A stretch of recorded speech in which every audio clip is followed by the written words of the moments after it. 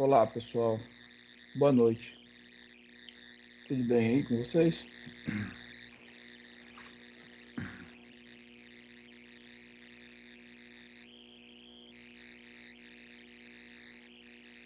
Sim.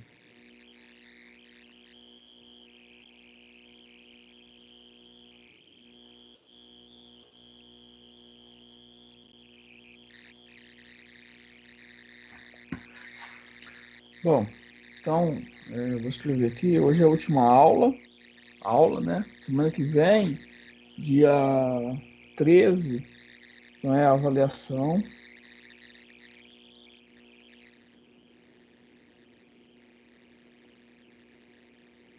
A gente já tinha combinado. Nós faríamos a avaliação nesse dia. Então, só confirmando. Então, terça-feira que vem, dia 13, a avaliação é a última avaliação. E aí, fica até o dia 15 para a entrega das atividades que estão abertas ainda. E, e aí, se alguém tiver algum problema de entrega, me avisa. E a gente vê se dá para aumentar mais um pouquinho, mais uns dias, mas acho que. Bom, tudo bem. Se tiver algum problema, vocês me avisam. Tá? Mas acho que até o dia 15 dá para terminar, porque não tem muita coisa para vocês fazerem, né? Então acho que dá para fazer tranquilo. Então é mais avaliação mesmo na terça-feira, tá? A matéria dessa avaliação é essa matéria que eu vou dar hoje, que é a teoria contingencial. Eu já havia pedido para vocês fazerem o resumo do capítulo 18 do livro, que é essa matéria. Tá? Então, quem já fez o resumo ou quem está fazendo o resumo já está estudando essa matéria para a prova. Né?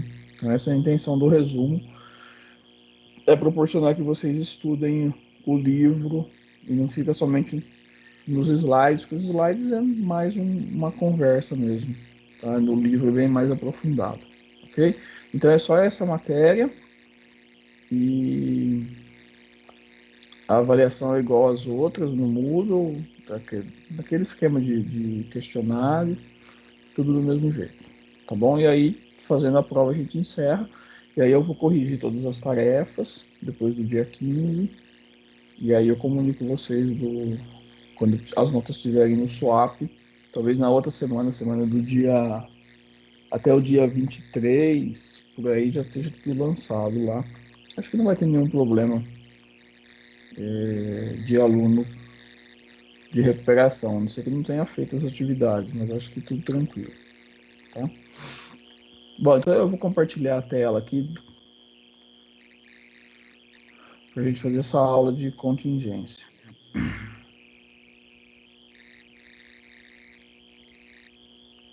Não vi. Não, é para fazer o resumo. Tá lá no mudo, não tá? Deixa eu conferir aqui.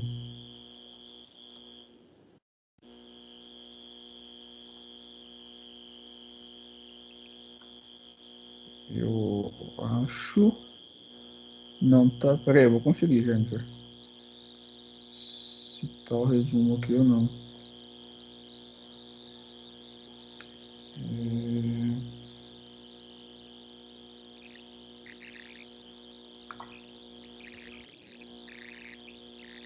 Tá assim, ó. Resumo do capítulo 7 e 18. Tá? Tá assim, vocês não estão achando. É Para que no. dia que tá, professor? Pra que dia? Ó, tá no tópico de abordagem neoclássica. Resumo do capítulo 7 e 18.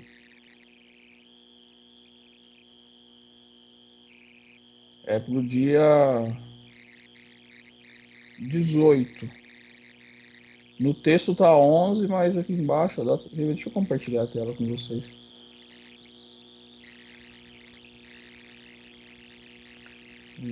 Aqui. Vocês estão vendo a tela? Aqui, ó. Deixa eu voltar aqui. Ó, abordagem neoclássica. Aí tem aqui aqui, ó, resumo do capítulo 7 e 18. Vou clicar aqui. Aí, deverão fazer o resumo do capítulo 7 e 18 do livro. O 7, página 153 a 182 e 18, 501 a 560. Professor, Oi. no meu não tá liberado nem esse ícone da teoria neoclássica. Para mim também não.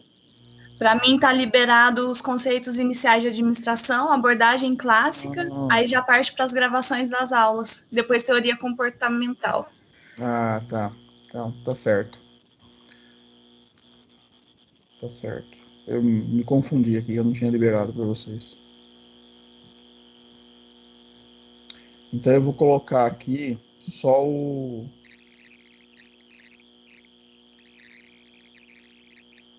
Vou colocar aqui, ó. Resumo do capítulo 18.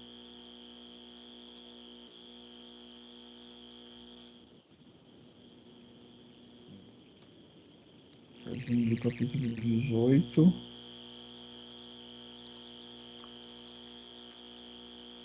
Eu vou editar aqui. Agora apareceu. Isso. Então deixa eu só editar o texto aqui. Então o capítulo 7 não, só o capítulo 18. Tá? Aqui tem 501 a 560, nossa, tem 60 páginas. Mas vocês não vão resumir tudo, tá? Porque aí tem muita figura, muito caso. Então vocês vão resumir só o texto geral, tá? E no máximo 5 cores. Então o resumo a data dia 18. Isso, vou pôr dia 20. Tá? Dia 20 de julho, 11 horas. Pronto.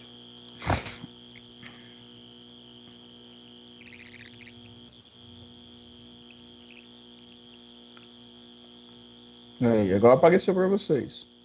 Abordagem contingencial, resumo do capítulo 18. Certo?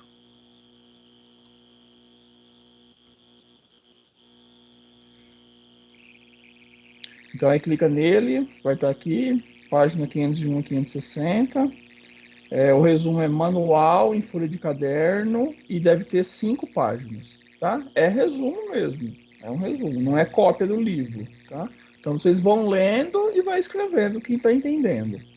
Aí depois escaneia, manda ou fotografa, salva a foto num arquivo PDF e entrega.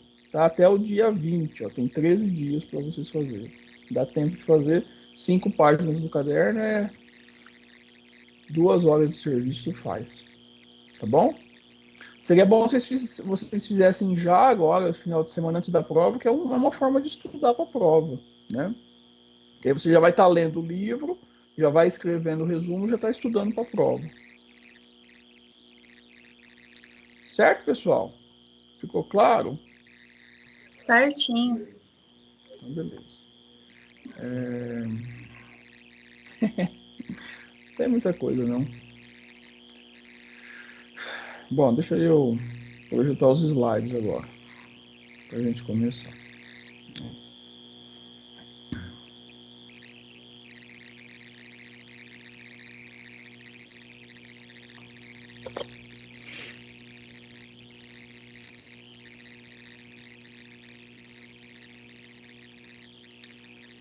Minutinhos.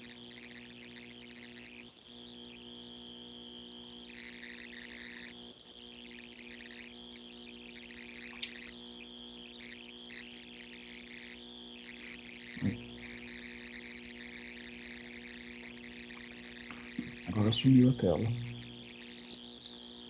Vamos de novo.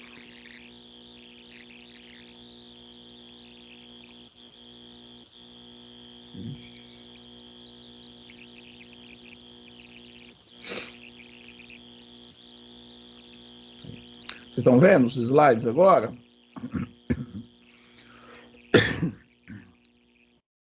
Sim. Bom, então, a abordagem da contingência, ou abordagem contingencial, ou teoria contingencial da administração. Então, essa é a abordagem mais... Não é a mais nova de todas, não é a última, né? Ainda tem algumas abordagens que aconteceram depois dessa teoria, mas a teoria contingencial, ela já aconteceu na década de 80, começo de 90, então ela já tem alguns conceitos mais atuais das teorias de administração. Existem as novas abordagens, né, que é o que está acontecendo no momento, essas abordagens bem modernas, mais atuais, mas antes delas, então, é a teoria contingencial. Essa teoria é importante porque ela considera, ela mudou um pouco a forma de enxergar a administração dentro das empresas. Porque até a teoria comportamental, neoclássica, estruturalista, e as outras anteriores, lá do começo do século, né, a clássica, a das relações humanas, são todas teorias que focavam apenas o aspecto interno das empresas e não analisava outros aspectos, né, os aspectos fora da empresa. E a teoria da contingência, ela já faz essa mudança. Os autores que desenvolveram essa teoria, que estudaram, eles perceberam que não existe um caminho ideal para se fazer a gestão das empresas, não existe um único caminho, um caminho melhor. Existem várias maneiras de fazer, né, de se administrar, de usar uma teoria, e que o foco não é somente dentro da empresa, não é interno. O foco ele é mais fora da empresa do que dentro da empresa. Então, essa teoria surgiu nesse aspecto, de que a boa administração, ou o jeito de administrar, tem que considerar tanto os aspectos internos, como as outras teorias todas já desenvolveram, e também os aspectos externos, né, que é chamado de ambiente.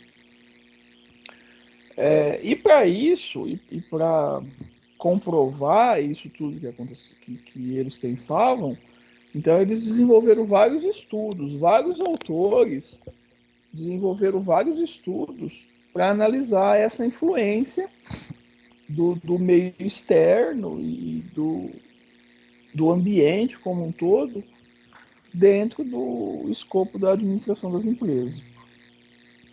E aí o primeiro estudo que foi feito pelo Chandler.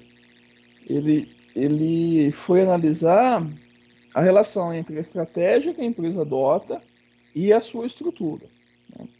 Então ele analisou 4 empresas, ele estudou 4 grandes empresas e comparou mudanças da estrutura e a estratégia de negócios. E aí para ver o que acontecia. Tá? E aí ele percebeu que as empresas passaram por 4 fases ao longo do tempo.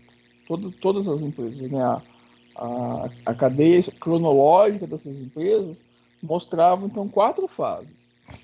A primeira fase foi chamada de fase de acumulação de recursos.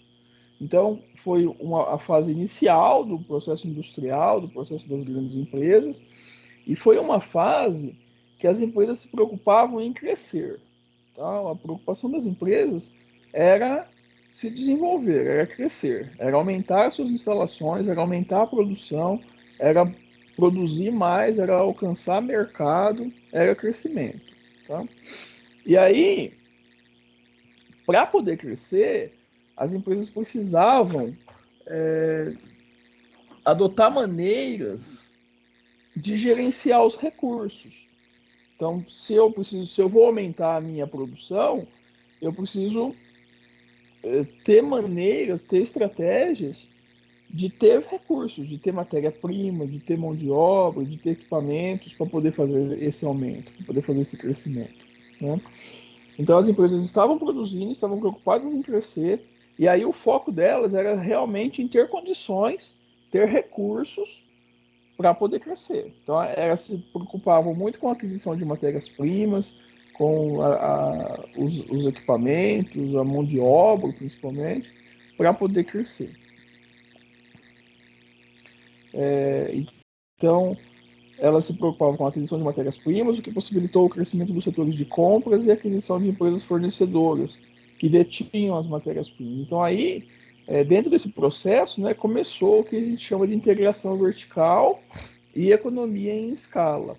A integração vertical é quando uma empresa adquire os seus fornecedores ou os seus clientes, tá? Então, acontece uma verticalização do processo de produção, né? A gente chama que integra a cadeia. Então, eu tenho um fornecedor, sou uma fábrica de pneus, e eu preciso comprar borracha. Então, eu busco fornecedores de borracha no mercado. Quando o meu crescimento é muito grande, eu não posso correr o risco de faltar matéria-prima. Então, uma estratégia que garante segurança é eu mesmo ser fornecedor de mim mesmo. Então, a empresa de pneus, ela adquire o fornecedor de borracha, né? E aí ela passa a ser a produtora da matéria-prima dela, que ela usa mesmo. Então, isso é chamado de integração vertical. Então, aconteceu isso com muitas empresas. As empresas passaram a adquirir as empresas, a comprar as empresas que eram os seus fornecedores, para não correr risco de escassez de matéria-prima, porque elas estavam preocupadas em crescer, em produzir mais. A economia de escala é quando a empresa passa a produzir um grande volume de produtos, né? Então é uma escala produtiva. E aí ela consegue, pelo alto volume de produção, ela consegue reduzir custos. Então isso gera uma economia, né? Teoricamente seria isso. Então é uma redução de custos, uma especialização do trabalho e do processo de fazer em função do volume, que é muito alto. Então a empresa produzia 100 pneus por dia e aí ela aumenta muito o seu crescimento, o seu foco, e aí ela passa a produzir 10 mil pneus por dia. E aí esse aumento no volume de produção possibilita uma redução dos custos, principalmente os custos fixos. Tá? Então isso é chamado economia de escala. Então essa primeira fase, o Chandler percebeu que as empresas buscavam somente esse aspecto de acumular recursos, né, para que essa acumulação possibilitasse o seu crescimento, o seu desenvolvimento dentro do mercado. A segunda fase quando as empresas já tinham obtido esse crescimento, e aí como elas cresceram muito, mudou totalmente o amparato dessas organizações, né? Elas ficaram gigantes, e aí surgiram problemas de gerenciamento, principalmente. Porque uma empresa muito grande, ela se torna muito complexa no processo de gestão. Então, as empresas buscaram, nessa segunda fase, racionalizar o uso dos recursos. E aí, elas passaram a desenvolver, então, ações que focassem nos aspectos da administração, principalmente o planejamento e controle, a organização e a coordenação entre os setores, né? Porque as empresas cresceram muito, criaram-se muitos setores, as empresas alongaram a sua organização, e aí começaram a ter problemas, né? Teve falhas na coordenação entre esses setores e tudo mais. Então, houve a necessidade de racionalizar a utilização desses recursos à produção, principalmente com o uso das ferramentas de gestão, né? Principalmente a coordenação dos setores e o planejamento. Bom, depois que as empresas cresceram e aí racionalizaram os seus processos, então elas voltaram a fase do crescimento. Elas continuaram crescendo e isso gerou um problema, porque assim, quando a gente fala de empresas, são todas as empresas que estavam naquele momento, né? Não foi só uma ou outra, todas elas. E aí o mercado todo ficou melhor estruturado, porque as empresas cresceram, adquiriram seus fornecedores, né, racionalizaram o processo de gestão, e aí elas se tornaram mais eficientes, principalmente no contexto do custo. Né? E dessa forma, como todas as empresas ficaram mais eficientes, o mercado ficou saturado, né? Porque já estava no máximo da eficiência, eles já estavam no top, já eram as empresas melhores, né?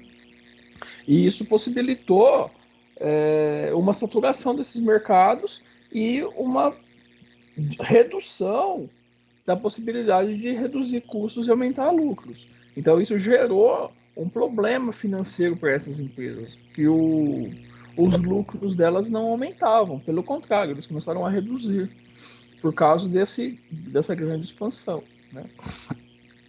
Baseado nisso, as empresas perceberam então que precisava mudar o foco. E aí, então, em vez de ser um foco de crescimento, de matéria-prima, de processo, começaram a buscar situações de inovação, né, que é a diferenciação. Então, surgiram setores de pesquisa, desenvolvimento, engenharia de produto, desenho industrial, etc. Opa, desculpa. E aí a quarta fase que o Chandler percebeu é a fase de racionalização com o crescimento. Então as estratégias dessas empresas passou a ser sobre mercados, né? Sobre a comercialização, sobre a ponta, sobre o final. Né? E aí isso principalmente pelo desenvolvimento de produtos, novos produtos, produtos diferenciados, produtos complexos e novos mercados. As empresas passaram a crescer não somente em tamanho físico, mas também a buscar novos mercados. Houve essa expansão, né, de busca de novos mercados. E aí, com toda essa complexidade, né, cada vez mais mais integrado as ações, né, dentro de cada empresa, os setores, os departamentos, tudo. Então, houve a necessidade de um gerenciamento de uma forma mais integrada.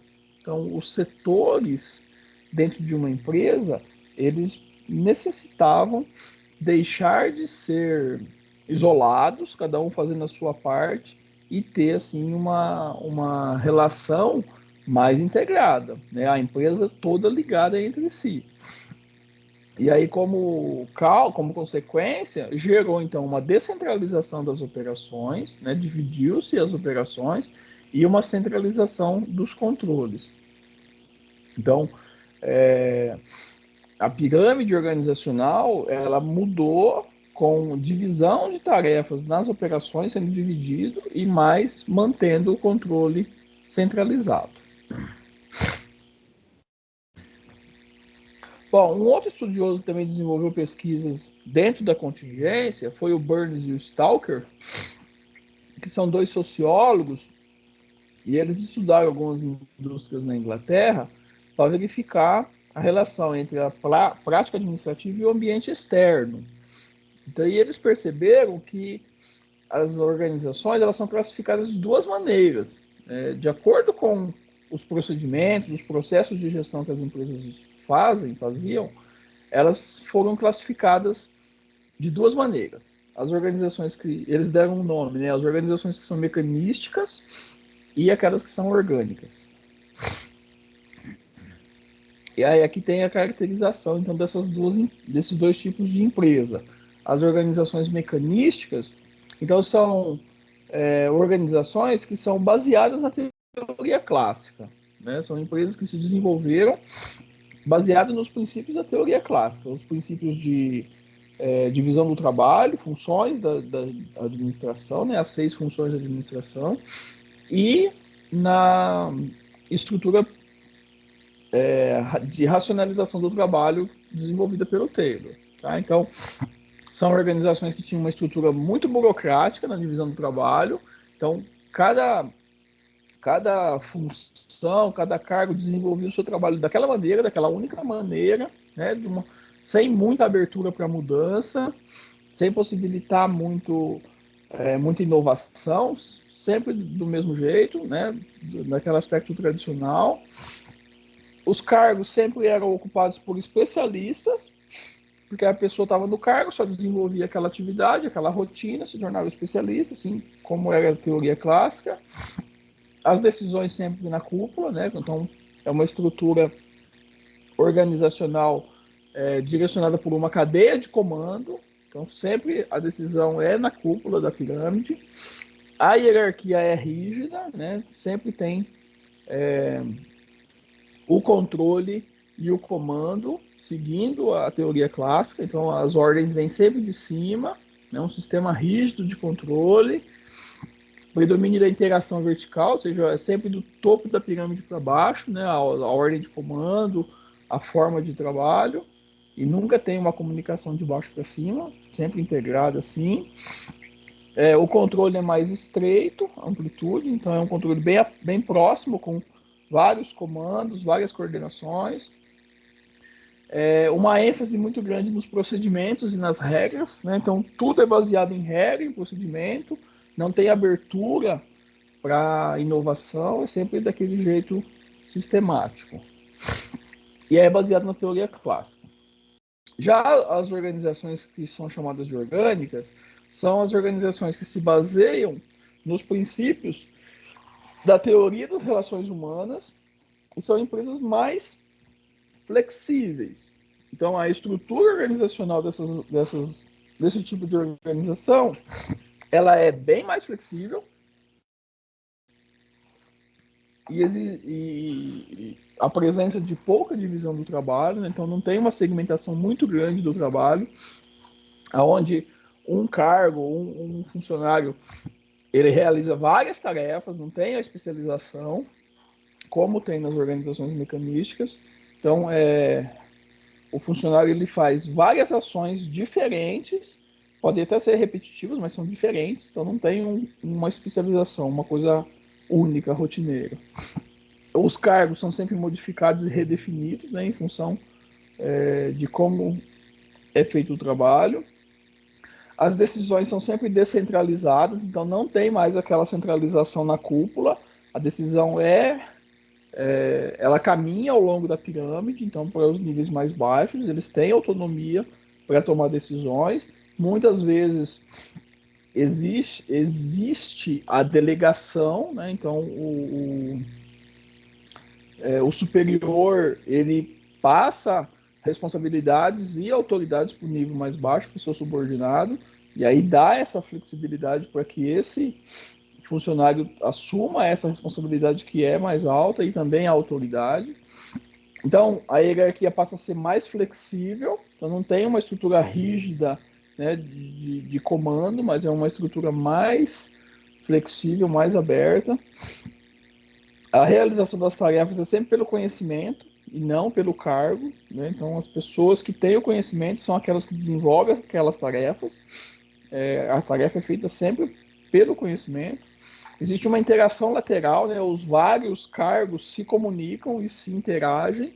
Não é mais uma estrutura vertical, onde o subordinado só interage com o seu superior e assim por diante, né? Mas em si uma interação lateral. Então, os vários cargos no mesmo nível interagem para desenvolver o trabalho da melhor maneira possível. A amplitude de controle ela é mais ampla, né? Porque abre esse laço todo.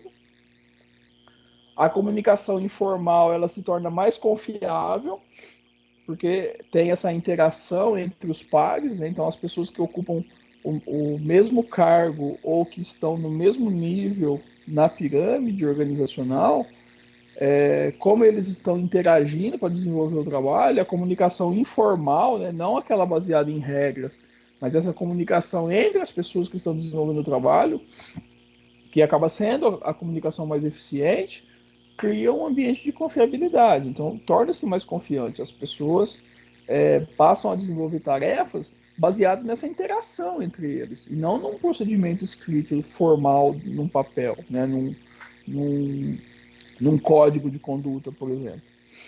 E aí a ênfase é diferente nessas relações humanas. Então, eles perceberam que as empresas poderiam ser classificadas dessas duas maneiras, né? Uma mais engessada, mais tradicional, mais burocrática, ligada com as teorias de Taylor e Fayol, e um outro tipo de organização que é mais flexível, mais adaptada ao ambiente, mais liberal, com mais autonomia pelos funcionários, mais relacionada com a teoria das relações humanas. Então, aqui mostra a estrutura dessas duas organizações, né? Então, a estrutura mecanística é uma pirâmide tradicional, centralizada na cúpula, né? Com poucos setores, sempre com tarefas repetitivas, interação entre o subordinado e o seu superior, buscando a eficiência. O desenho orgânico já é um desenho mais relacionado, interagindo entre os pares, né, com elevada interdependência. Então, cada cargo tem a sua interdependência. As tarefas são sempre complexas, divididas, interagidas, e tem um ambiente de inovação circulando esse processo todo de produção, de desenvolvimento de tarefas. Bom, outros autores que estudaram também essa relação da teoria da contingência foi o Lawrence e o Lorsch, que eles estudaram os aspectos de diferenciação e integração. Então, eles pegaram 3 tipos de indústrias diferentes: a indústria de plásticos, a indústria de alimentos e a indústria de recipientes, de containers, e eles foram estudar esses 2 conceitos. E aí eles concluíram que a diferenciação acontece quando a organização ela é dividida em setores e cada setor realiza uma tarefa especializada dentro daquele ambiente e atua de forma isolada. Então o setor se fecha dentro da organização e realiza suas tarefas, sem se preocupar com o restante da organização e também com o ambiente, né? E fica só naquela forma. Então, muitas empresas atuam nesse sistema, cada setor sendo individualizado, especializado. E o conceito de integração é o oposto, quando existe uma integração mesmo, uma união entre os vários departamentos, uma coordenação entre eles, visando atingir o objetivo que a empresa deseja, né? Então, as empresas praticamente quebram as paredes dos setores e os setores ficam interligados entre si. Então, acontece essa integração. E essa pesquisa do Lawrence foi uma das que mais contribuíram para que a teoria contingencial surgisse, né? Porque dessa maneira ficou evidente que não existe um modo único de se organizar. Então, baseado em todas as pesquisas, eles perceberam que não tem um caminho só, né? Toda forma de organizar uma empresa é possível. A diferença é que eles perceberam que não é só dentro da empresa o foco, mas também fora. E aí eles focaram isso, né, através desse estudo das condições ambientais, condições do ambiente, desse ambiente fora da organização. Eles perceberam então que as organizações são sistemas abertos, ou seja, a empresa ela não é fechada somente no seu local, no seu ambiente, mas ela é aberta, ela está interagindo num sistema maior, né? Um sistema maior que é composto por outras organizações. E essas organizações, elas interagem entre si com esse ambiente. Então, existe um ambiente onde estão todas as empresas e essas empresas estão interagindo entre si, dentro desse ambiente. Então, a empresa não é fechada, como preconizavam os autores anteriores, que focavam que a busca pela eficiência eram processos internos. Não é isso somente o que os teóricos da contingência afirmam, né? Então, a empresa ela é um sistema aberto, ela se relaciona com o ambiente externo, com o ambiente fora da empresa. E aí eles classificaram que essas variáveis do meio ambiente, onde a empresa está inserida, elas são interdependentes. Ou seja, o que acontece fora da empresa não acontece por causa das coisas da empresa, né? Elas são interdependentes, elas acontecem sem a ação da empresa ou não. E as características da organização, ou seja, aquelas características que estão dentro da organização, são variáveis dependentes. Então, o que acontece dentro da organização é dependente do que acontece no ambiente. E não o oposto, né? O que acontece no ambiente não tem relação com o que acontece dentro de uma empresa, dentro da organização como sim. Então, essas variáveis de fora são independentes. E as que estão dentro da organização são as dependentes.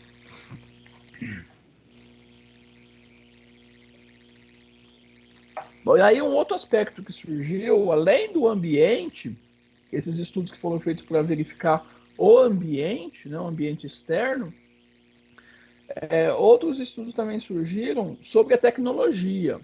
Então, eles queriam verificar os aspectos de tecnologia das empresas, né?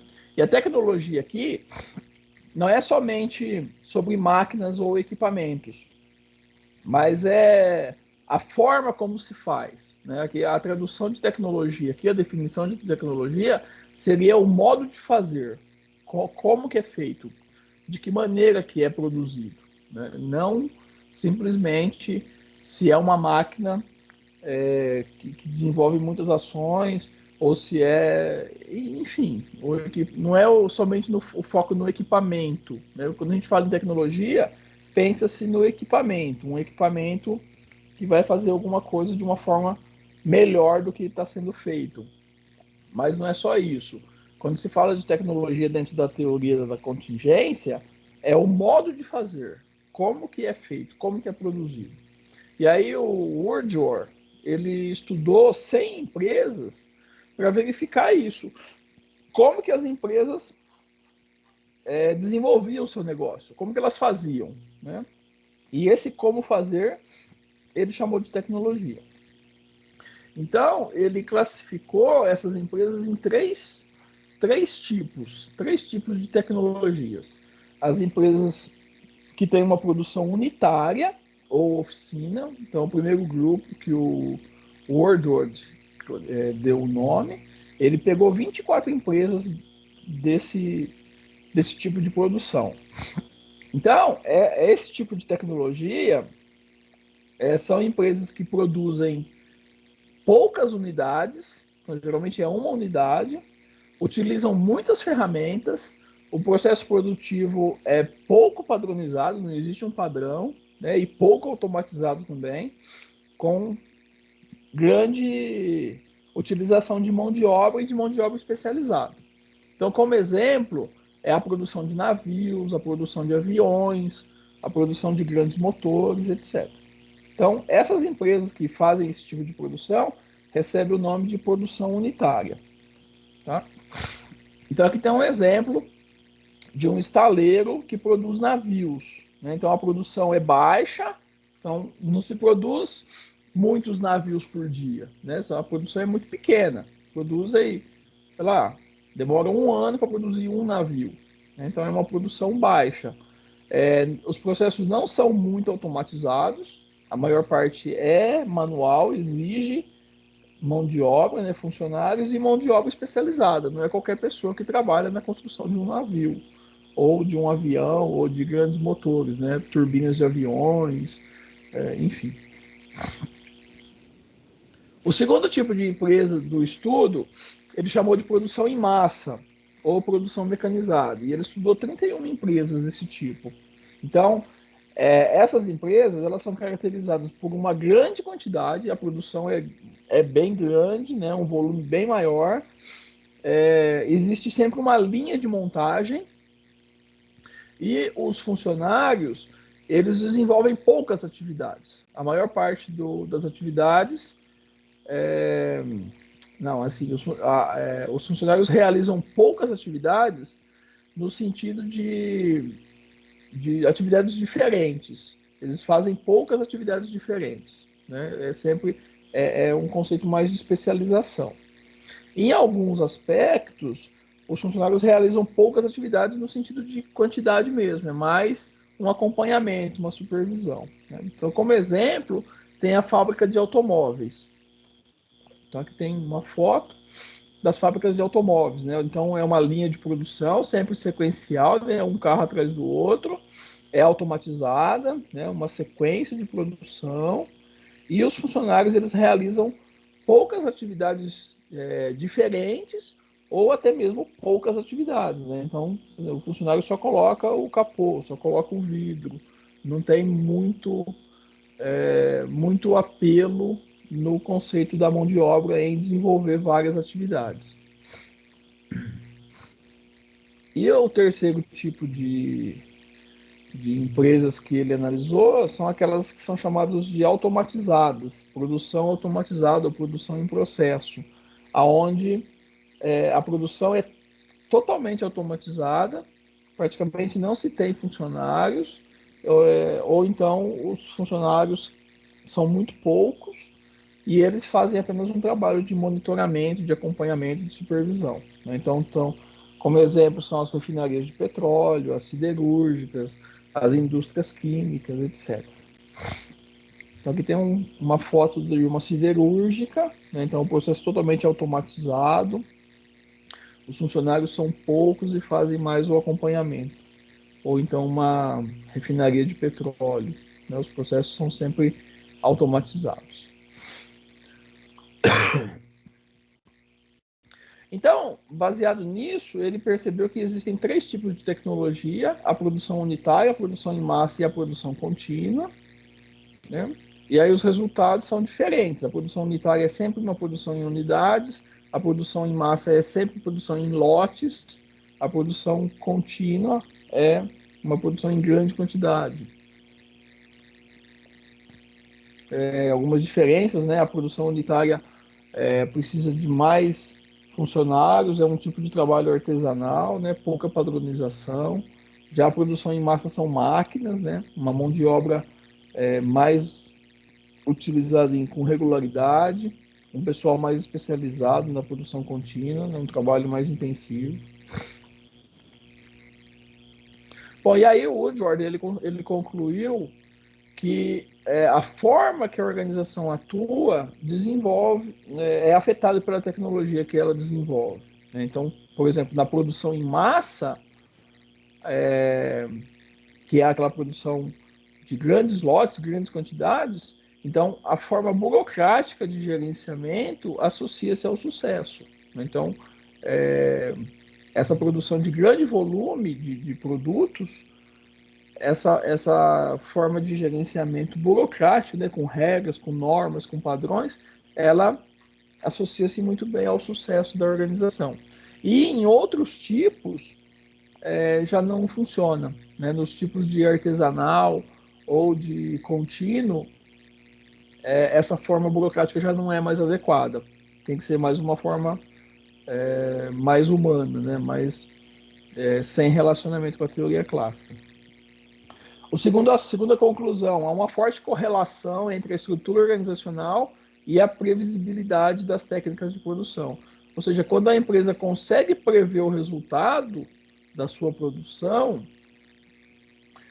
isso afeta os seus níveis hierárquicos. Então, quanto maior a facilidade de prever o resultado, quanto mais a empresa consegue ver o resultado da sua produção, surge a necessidade de mais níveis hierárquicos, né? Então, as estruturas organizacionais e hierárquicas, elas também são desenvolvidas em função dessa previsibilidade dos resultados. Se o resultado é difícil de entender, difícil de prever, eu tenho maiores níveis hierárquicos dentro da estrutura.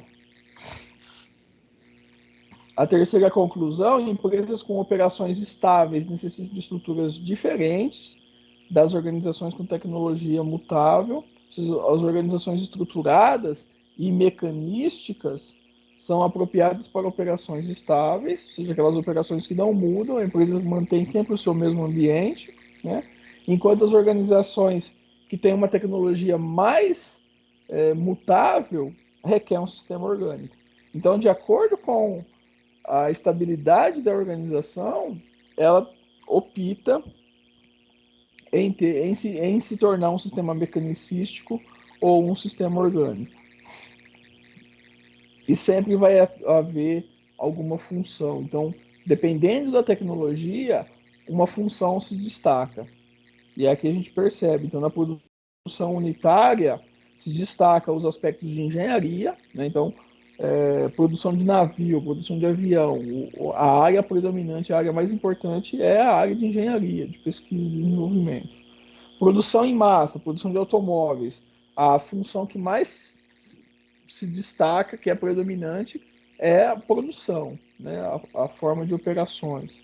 E na produção contínua, o aspecto que é mais predominante é a comercialização, né? O marketing e a vendas. Então, baseado na tecnologia de cada tipo de organização, alguns setores vão se destacar em relação aos outros. Então, isso tudo mostra, ele confirmou, né, então, que as variáveis dependentes são aquelas dentro da empresa e as independentes são aquelas relacionadas ao ambiente. E aí, então, a importância de estudar o ambiente e a tecnologia. Então, dentro da organização, tudo que acontece dentro da organização não influencia o ambiente. Então, pelo contrário, são dependentes das ações do ambiente e da tecnologia. E as ações do ambiente são independentes do que acontece dentro da organização.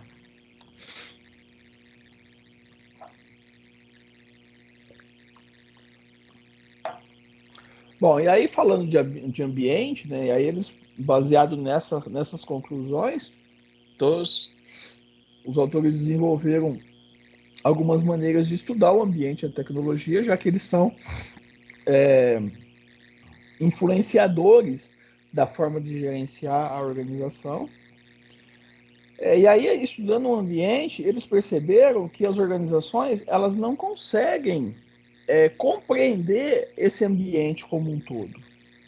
Porque o ambiente ele é extremamente complexo. Né? É um ambiente que ele possui muitas organizações que são semelhantes e que são diferentes, organizações que atuam em setores iguais e setores diferentes e totalmente interligados. Então, o ambiente ele se torna complexo, muito complexo. Principalmente nos dias de hoje, o ambiente é muito complexo.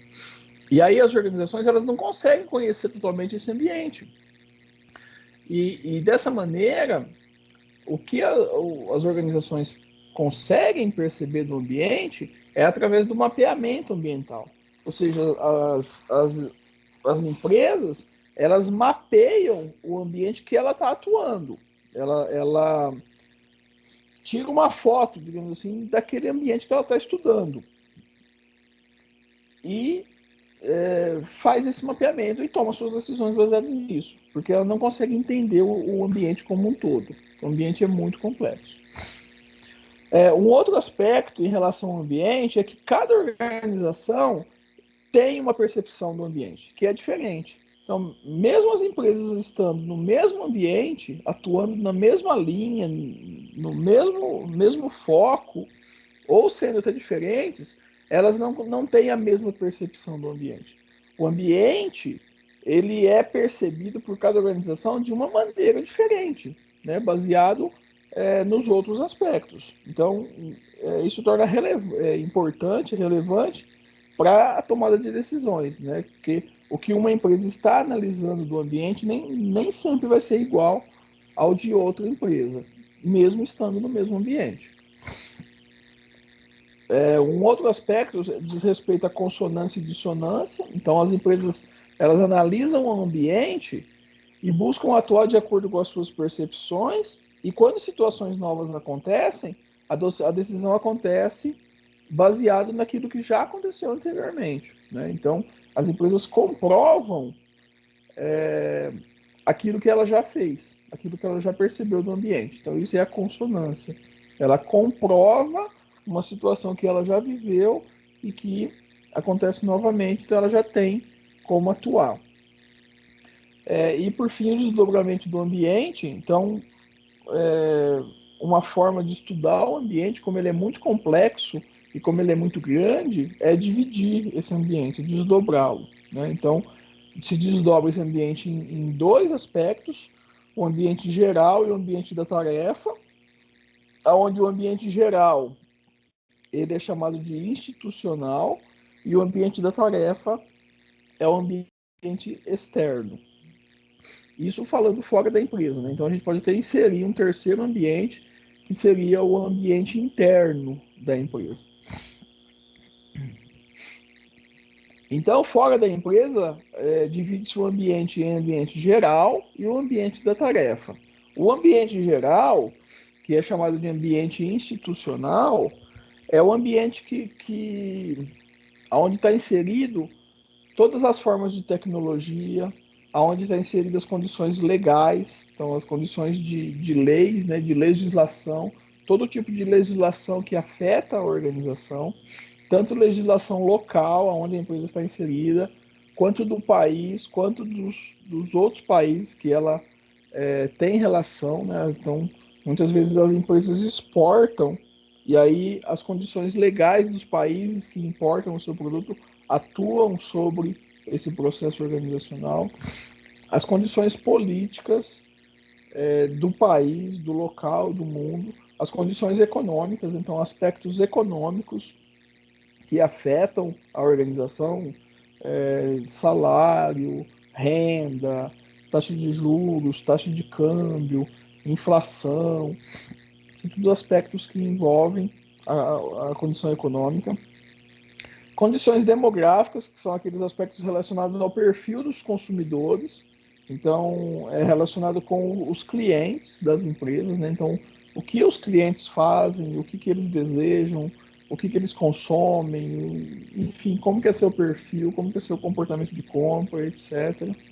As condições ambientais, né? A proteção ao meio ambiente natural, então aspectos da poluição, preservação de matas, uso racional de água, de energia, são todos aspectos ambientais naturais que afetam as organizações e que estão dentro desse ambiente geral. E a cultura, né? As culturas de cada população, de cada país, de cada região, que também vão afetar as empresas. E dentro do ambiente da tarefa, então são os o ambiente mais próximo, né? Quem são os fornecedores da empresa, quem são os clientes, quem são os concorrentes e as entidades que regulamentam a atuação das empresas dentro do ambiente. Então tudo isso junto e misturado forma esse ambiente que os estudiosos da contingência detectaram como os que são importantes e que influenciam o negócio das organizações. Então, as condições tecnológicas, tudo aquilo que diz respeito ao modo de fazer, né, o modo de produzir, novos equipamentos, novos processos, novas matérias-primas, processo de inovação, de pesquisa e desenvolvimento. Então, tudo isso que influencia o processo de produção das organizações, né? Então, todos aqueles aspectos em como fazer, em como produzir, em como melhorar, estão relacionados com essa tecnologia, essas condições tecnológicas e fazem parte do ambiente institucional, o ambiente geral. As condições legais, então, são aquelas que dizem respeito a toda a legislação que existe em cada país, em cada região, né, e que as organizações estão relacionadas, principalmente pelos aspectos de relacionamento com seus fornecedores e com seus clientes, os relacionamentos com o trabalho, né, e as legislações específicas de cada país, a proteção ao meio ambiente, Então as empresas elas não podem atuar do jeito que elas querem, né? Existem leis que designam qual é a atitude dessas organizações em relação a vários aspectos. Então todas essas leis influenciam o atuar, o agir das organizações. E esse processo legal faz parte do ambiente geral, né? Todas as legislações acabam atingindo todas as empresas.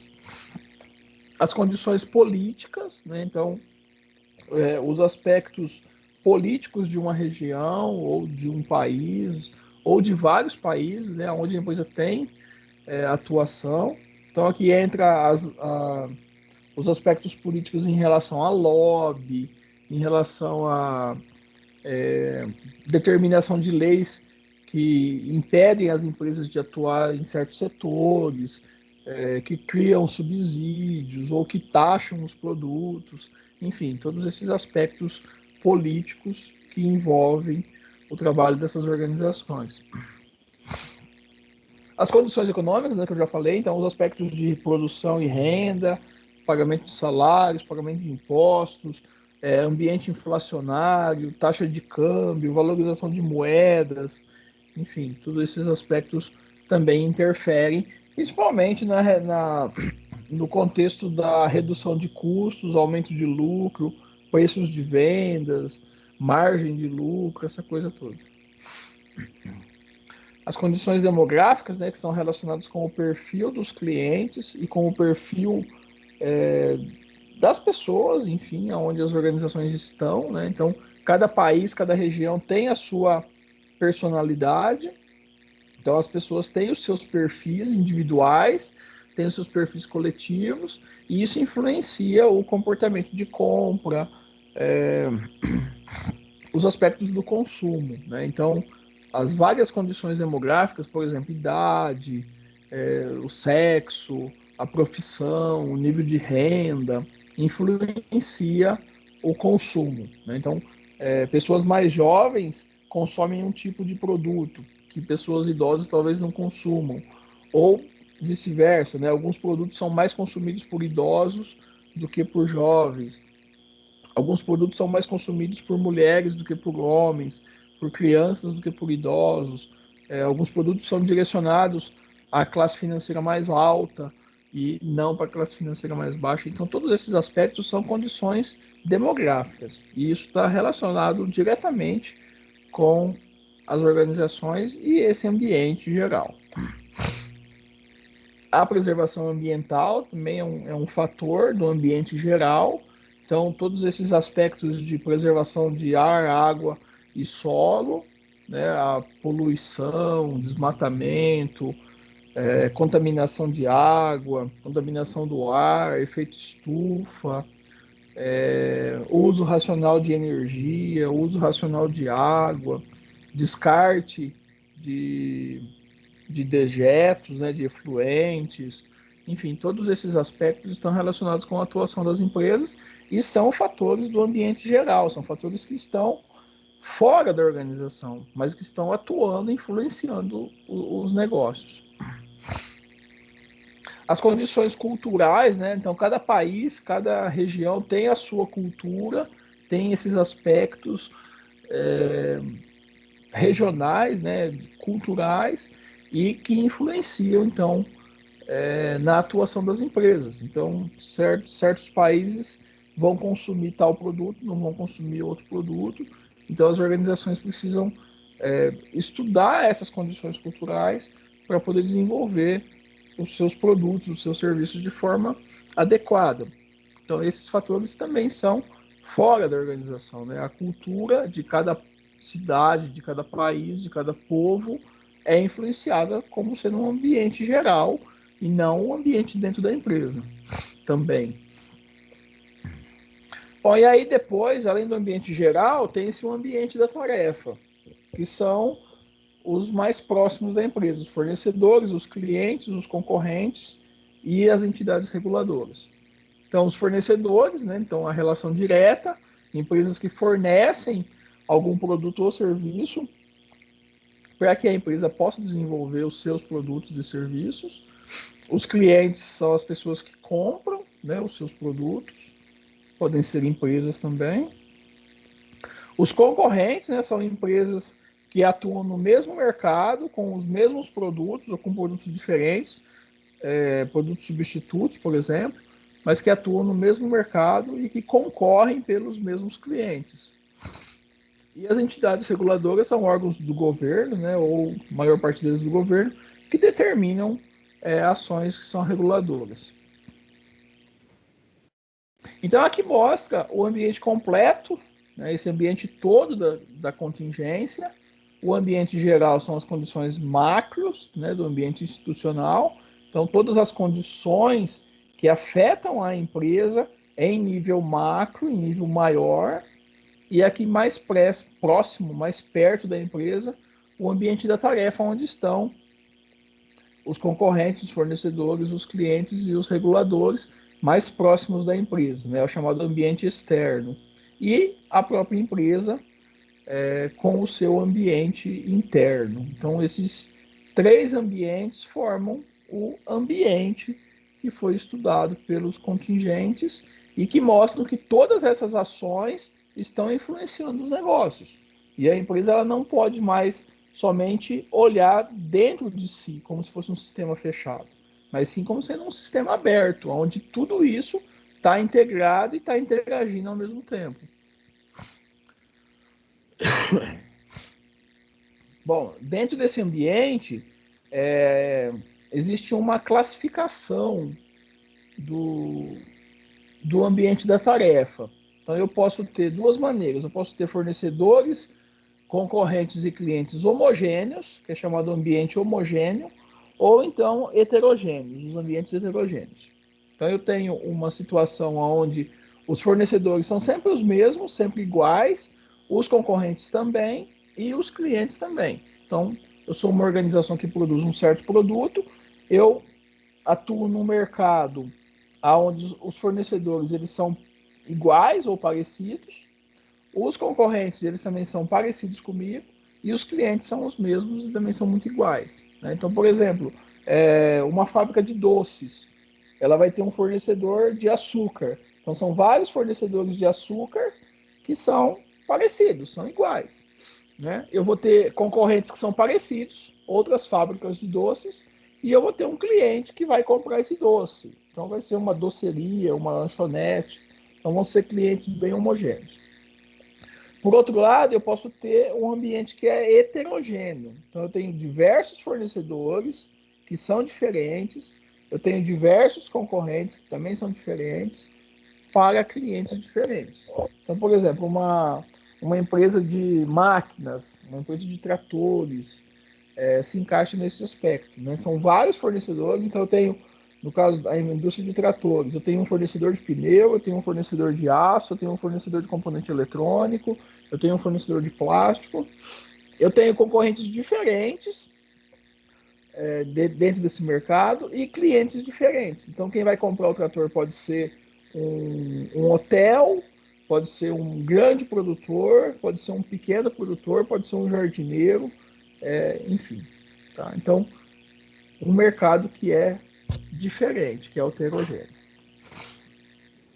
Dentro desses dois ambientes também existem diferenciações. Né? Então, eu tenho, dentro do ambiente que é igual, uma pequena segmentação do mercado. Então, todas as empresas são iguais, não tem uma segmentação, é um mercado igual, um mercado parecido. Né? Os fornecedores, os clientes e os concorrentes também são iguais. O ambiente ele se torna mais simples, porque não tem essa complexidade de diferença, todos são parecidos. Os problemas do ambiente geral e externo que aparece, eles são sempre parecidos. As reações dessas organizações são sempre parecidas e é uma estrutura mais simples. Então, esse ambiente homogêneo é um ambiente mais simples, mais prático. Já o ambiente heterogêneo, ele é mais complexo, porque surge muita segmentação de mercado, então divide-se o mercado em muitos segmentos diferentes, mesmo sendo o mesmo produto, né? E isso gera muitos fornecedores e clientes com perfis diferentes. Isso torna o ambiente muito mais complexo, muito mais heterogêneo e uma estrutura diferenciada, onde o aspecto que mais pesa aqui é exatamente essa diferenciação, essa segmentação do mercado. Bom, a tecnologia, então dentro da teoria da contingência, a tecnologia ela é uma variável ambiental, então ela faz parte daquele contínuo, né, das condições tecnológicas, e ela também é uma variável organizacional. Então, além de exercer uma pressão do ambiente, ela também influencia dentro da organização. Conforme a organização atua em relação à tecnologia, é influenciado esse ambiente dentro da empresa também. Então, empresas que têm um modo de fazer pouco padronizado, com máquinas e equipamentos mais tradicionais, sem muita diferenciação, sofrem pressão de um ambiente que é mais padronizado, que tem tecnologias de produção diferenciadas, mais integradas, e isso faz uma pressão. Né? Então, essa tecnologia atua tanto fora da empresa quanto dentro da empresa. E aí o Thompson foi um autor que estudou essa forma da atuação da tecnologia dentro das empresas e fora, né? E ele percebeu que existem formas de produção de 3 tipos, principalmente.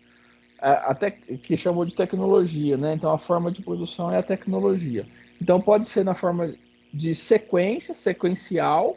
Então seria uma linha de produção, né? Como no caso da indústria de automóveis ou da indústria de eletroeletrônicos, etc., onde tem uma linha de produção e a tecnologia, a forma de fazer, né? A forma de produzir segue essa premissa da linha de produção, né? Então o produto vai caminhando e vai sendo produzido, elaborado ao longo dessa linha.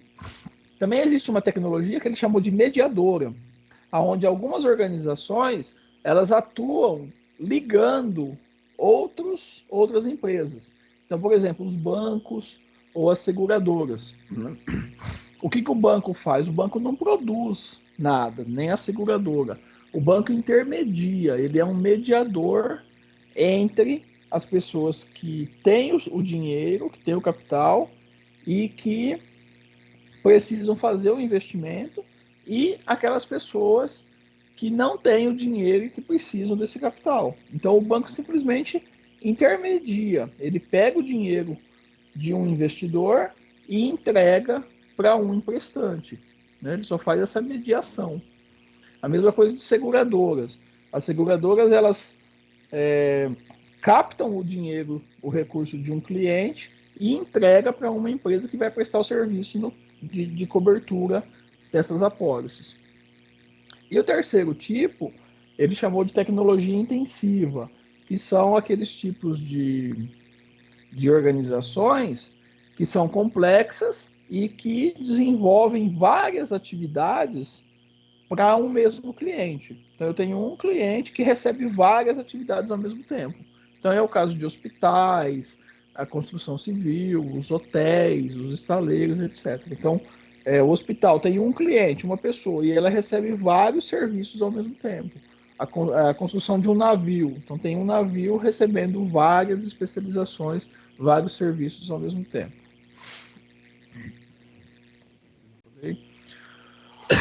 Bom, e aí a teoria contingencial concluiu e desenvolveu um processo que chama de adocracia, que é o inverso da burocracia, onde na burocracia as empresas são engessadas, são tradicionais, são baseadas em regras, em normas, em padrões pré-definidos, né, em papéis, né, regras definidas, estáticas. E a adocracia é o contrário, onde a organização ela é totalmente flexível, ela é totalmente aberta e é capaz de se moldar às condições do ambiente. Então, de acordo com o que acontece no ambiente, tanto o externo quanto o geral, a organização se adapta, ela consegue se moldar naquela situação que está acontecendo no ambiente. Então, isso chama de adocracia. E a estrutura matricial, que é onde é uma forma de departamentalização dos processos dentro da organização, que é definido sempre por uma estrutura combinada.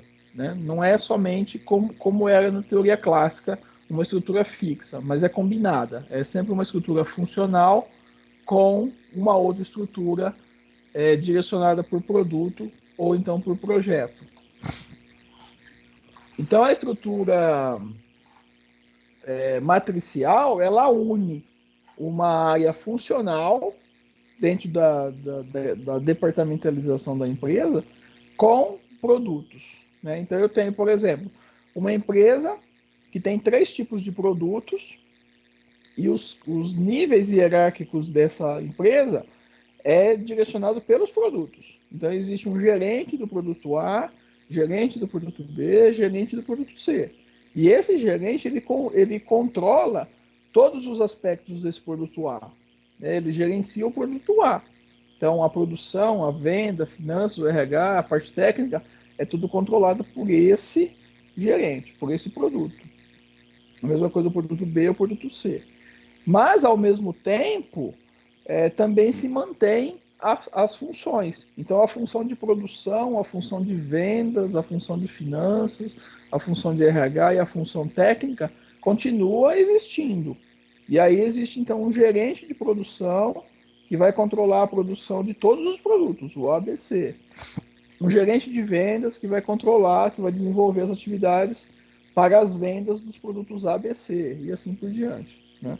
Então, essa estrutura matricial, ela interliga essas áreas funcionais de produção, vendas, finanças, com a atuação da estrutura de produtos, tendo gerentes e supervisores de produtos para cada um dos produtos. Então, isso acaba gerando uma maior ligação, um maior relacionamento entre as duas estruturas de departamentalização dessas organizações. Bom, e por fim, a teoria contingencial também destacou o que se chama de abordagem em rede. Isso é muito comum no momento que a gente vive, onde a empresa passa a terceirizar algumas ações da sua produção. E isso cria uma rede. Né? Então, por exemplo, uma fábrica, uma empresa tem o seu polo, o seu centro, e ela não desenvolve mais todas as suas atividades nesse centro, mas sim terceirizados. E essa terceirização pode ser local ou pode ser global. Né? Então, ela faz o design na Itália, ela faz a propaganda por uma agência da Inglaterra, ela produz no Brasil, ela vende nos Estados Unidos e produz na Coreia. Então, e aí cria uma rede entre todas essas empresas terceirizadas. Então, isso é chamado de organização em rede. Isso hoje totalmente, maior parte das grandes empresas fazem essa organização em redes. Né? Por exemplo, a Nike, a Coca-Cola, enfim. Então, existe um central e esse central já não faz todas as atividades como era antigamente, mas sim apenas concentra o comando de todas essas atividades, de toda essa rede.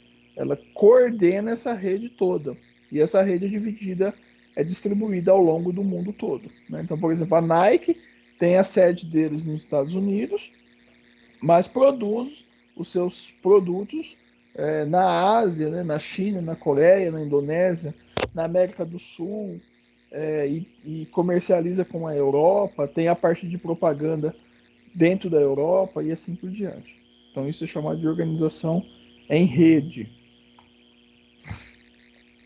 E por fim, a teoria contingencial classifica o homem como sendo um homem complexo. Então, diferente das outras atuações, das outras teorias, onde o homem era um homo econômicos ou era um homem social, dentro da teoria contingencial, o homem recebe a classificação de complexo, por essa complexidade toda. Então ele passa a ser um ser transacional, aonde ele atua dentro da organização e também com influências do ambiente. E esse sistema aberto, possibilita que o homem tome essas decisões baseado em cada uma dessas ações do sistema, né? O homem ele tem um comportamento que é dirigido sempre para objetivos e os sistemas individuais não são estáticos, ou seja, as pessoas elas não são mais estáticas, padronizadas no seu cargo, na sua função, naquele pedaço da empresa que ela atua, mas sim dentro de um sistema complexo, um sistema aberto que interage com todo esse sistema.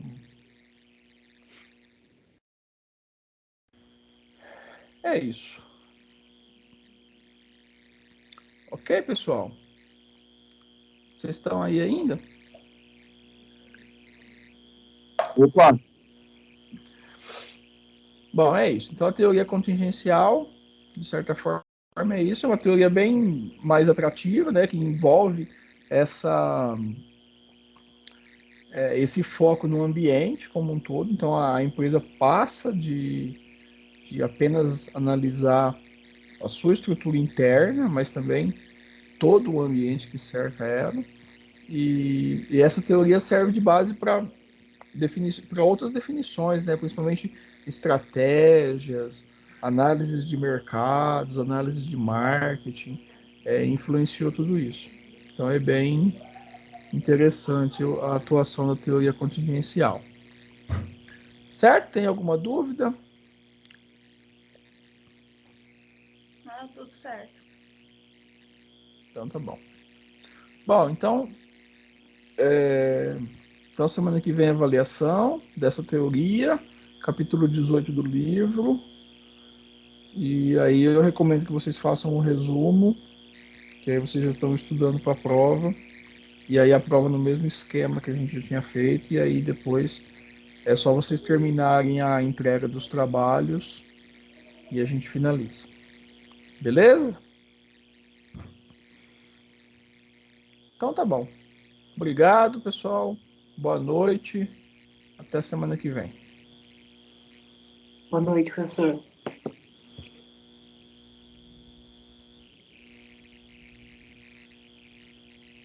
Boa noite. Boa noite. Boa noite, pessoal.